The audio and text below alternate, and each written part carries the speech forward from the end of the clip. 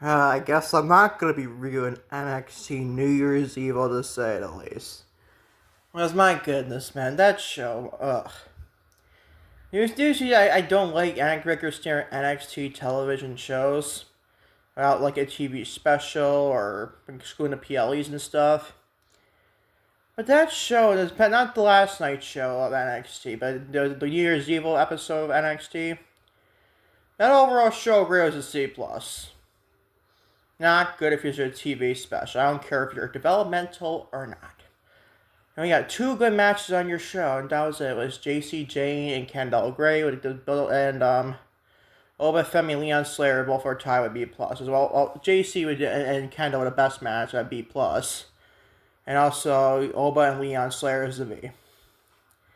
Not a great show if you ask me. As for Dynamite, it was like another mess show. It was barely better than NXT. I would say so. Not by much. It's still a 2. Basically, it was kind of like the same amount of grades here to say. It's just the fact that Dynamite had the worst stuff to say, at least. At least the worst grade, like a big fat D, honestly, on this show. Not great if you ask me there. But anyways, what is going on, everybody? Welcome to another episode of Lucas E. Allen 1080 on YouTube, with your AEW Dynamite January 7th, 2026 review. I know, Dynamite for the 14th of January for 2026 about to take place about 20 minutes from time I was recording. Right now it's 7:40 p.m. Eastern Standard Time in Syracuse, New York, obviously, for me. Not too wise to say, at least, I know. But hey, at least I did better than Raw, obviously. Not having that, obviously, out today. Not today, it was actually for Tuesday, yesterday, honestly. I know, it's kind of dumb if you ask me. Well, I think follow me on social media, Twitter, Instagram, TikTok, and Facebook, Lucas E. Allen. Watching today's AEW Dynamite review for January 7th, 2026. Hit the like button on YouTube, hit the like button on this podcast to say at least. Hit the subscribe button if you've done so already. Turn the bell for your post notifications to upload on this channel. And now, leave a comment like my AEW Dynamite January 7th, 2026 review. Now, let's get started, shall we? So, I went Jon Moxley, the reigning defending AEW Continental Champion. Probably going to breeze through this Dynamite show, because I want to get this hopefully uploaded. I highly doubt before 8 o'clock. Because that's Dynamite, obviously, for the 14th of January. But at least around 8:30, I want to get this uploaded. I know it's kind of dumb. As long as I get this out before 10 p.m. tonight, I don't give a fuck, honestly. But Jon Moxley, reigning defending AEW Continental, and plus Dynamite was not for the 7th, was not very newsworthy at all, honestly. Gotta be honest. But starting with, you guessed it, Jon Moxley, the reigning defending AEW Continental Champion, defeats Shelton Benjamin to start the show in an AEW Continental Championship Eliminator match. This gets a B+, tie for the best in the show, believe it or not. I like this match to say at least. Shelton Benjamin is one of the most underrated pro wrestlers of the modern era. If he's not, then he's you got Dolph Ziggler / Nick Neff in TNA. You also got him as underrated as hell. But to me, Shelton Benjamin and Dolph Ziggler are the most underrated wrestlers in this whole generation. Shelton is just freaking great. This man's almost 50, honestly. Or he is 50. Let me look this up right now. I feel like I looked this up a long time ago, honestly, and just forgot already. Well, let's look it up again. How old is Shelton Benjamin? How old? I'm not a 6th grader, dumbass. The fuck is wrong with Google? What the fuck? Let's see this again. Shelton Benjamin. How old is Shelton Benjamin? Oh my god, he is 50. There you go. The guy is just freaking he's moving like he's 30, honestly. That's how great Shelton Benjamin is. Still staying in 2026. Shout out to Shelton, obviously. He's freaking great. Moxley has been getting better and better recently, honestly. The less bleeding he's been doing, the better, obviously. Not that he can't do blood at all. He basically... What I'm saying is you can't basically bleed every single match. It would kind of be overkill, if you ask me. So I like this match quite a bit. I hate the finish of the fucking roll-up, obviously. That's why it's not... It would be an A-. That's how great this match was. But it's a B plus, so I'd be grateful for that, to say at least, though. Sickos of Elite Wrestling. I know. I don't really care for that either. Just like I call it, if you're going to call it WWE fan base, you're going to call them the WWE Freakos? That's what I would call them, honestly. The AEW Sickos and the WWE Freakos, if you ask me. It's time to move on. It's time to move on, please. Now that the show gets much better from here. It's just, by the way, Shelton and Moxley gets a B+, obviously. I didn't say that already. Moving on to Jack Perry and the Young Bucks, Matt and Nick Jackson. A 6-man tag on Get Flying Fuck match. Oh joy, TK Tony Khan. Good old Tony Khan special. Jack Perry and the Young Bucks, Matt and Nick Jackson defeat the Demand.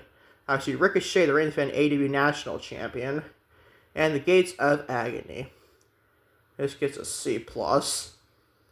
I want it to be large. You know how much I hate 6-man tag matches. You know how much I hate trios matches. You know how much I hate 8-man tags. You get a point, people. I hate them all. I hate them all. I'm not joking with you. I hate them all. Unless we have, like, bad matches, I just don't care for them. It's my cup of tea. I'm allowed to have an opinion in professional wrestling. You think? Honestly? You don't think so? Fuck you, then. I'll give you the middle finger behind the camera. They give a fuck, honestly. This gets a C+. Nothing else typical than that. Just a flying over the ring, flying whatever. Whatever you want to say of this trio of matches, man. C+ is all I can give you. And be grateful it's not lower, obviously. I don't care how good the match was, you know how much I hate them, to say at least. But it is what it is. Moving on to Will Nightingale, the reigning fan, now AEW TBS champion. Pains me as a Mercedes Moné fan to say this, when I love Willow.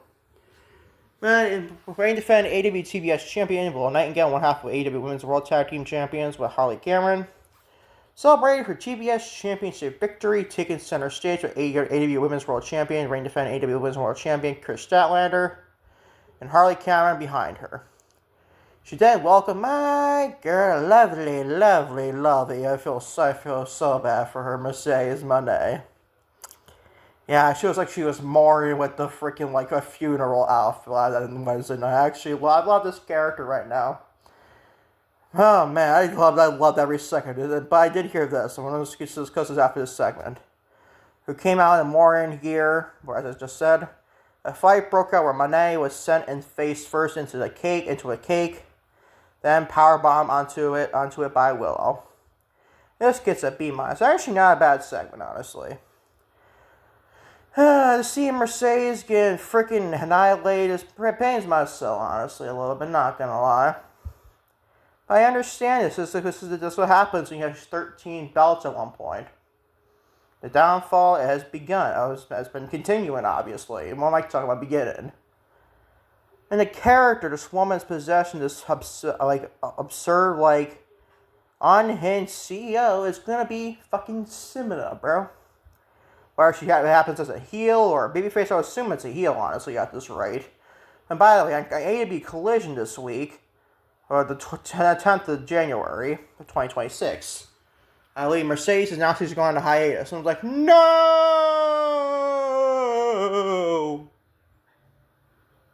No, not my fave.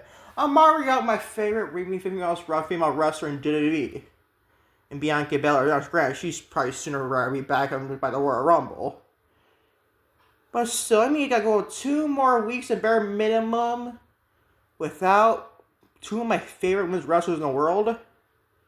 And then, fuck that, I got 3 of them up there. Well, actually, no, I forgot. I put Naomi at number 4. I meant to say it was Naomi, but I got Bayley at number 3. But still, at least I got her. But even her is not doing too much of anything on Monday Night Raw. That's funny, the holy trinity of women's wrestling. People thought was Sasha Banks, Bianca Belair, and Naomi.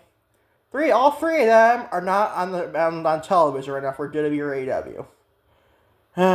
It is what it is, people. I'm gonna miss. It's already been less than a week. I already missed Mercedes, bro. Let me fucking say, I'm a mark. I admit that I'm a mark for her. You don't like it? Tough fucking shit, bro. I'm still being an honest critiquer of her. That's because I care too much. Too much to be not like a stan, honestly. I'm not a stan. I'm a mark, but I'm not a stan, to say at least. I'm going to say is my name. It is what it is. This gets a B minus, so I am -7 quite a bit. It's like another cake face for Mercedes, bro. Oh my goodness. Anyway, I'm gonna move on from this because I'm really freaking like I just already missed her already, bro. It's been less than a week. Because I was on Saturday on Collision, like, oh no.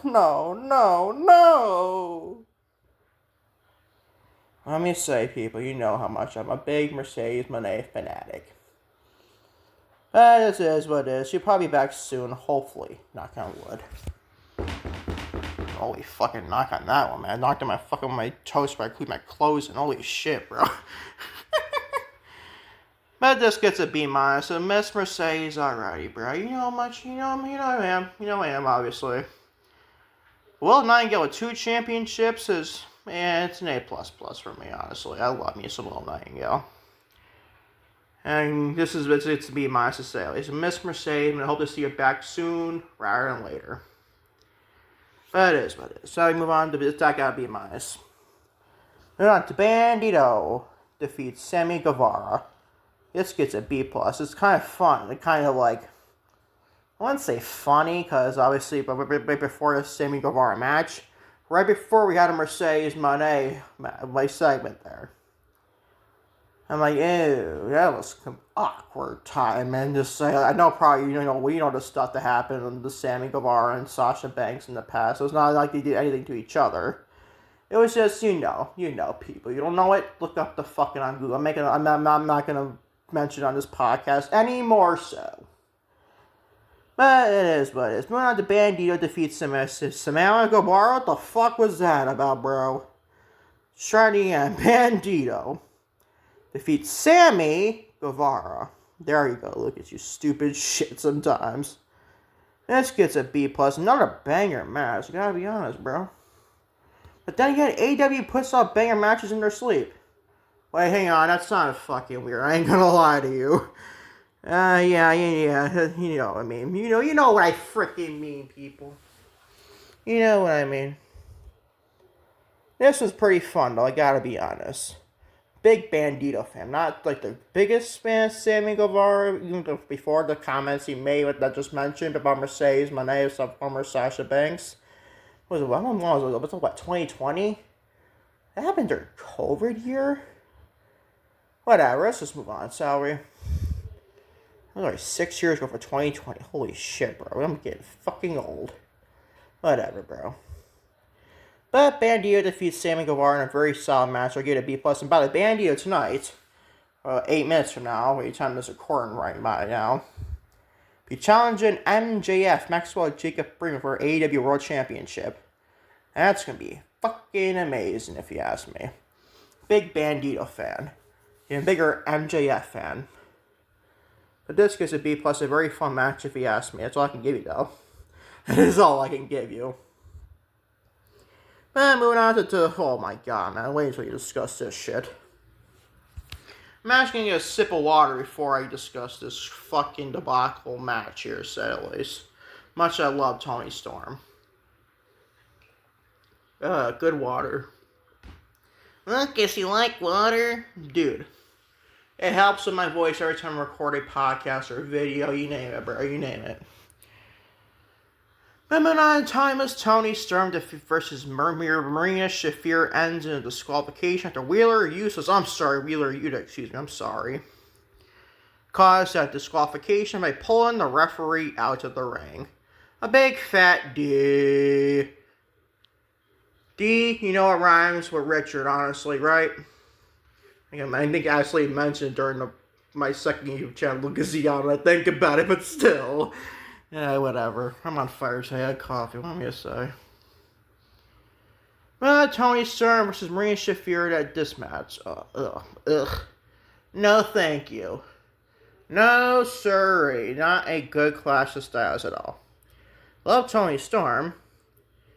But this did nothing. This did nothing for me to care. And it was just a bizarre match. It ends in a disqualification, like, dude. I know it's an audio podcast, so I'm shaking my head just reading this. And I watched the show. Like, dude, really? Really, bro? Oh my god. It is what it is, obviously. Just gets a big fat D. D that rhymes with the word, Richard, obviously, I just mentioned. Fucking boring. Who the fuck asked for this? I know he had to get a women's match on this show. He had a women's segment on this show. He couldn't come up with something better for Tony Storm than fucking Marina Shafir of the Death Riders. Really, bro? How about that whatsoever? That's this last guy gets a big fat D. Big fat fucking D. And we move on to the main event here. Lights out. No pun intended. A lights out match. This match, this whole show felt like it was like a lights out freaking botch of proportions from AEW production here.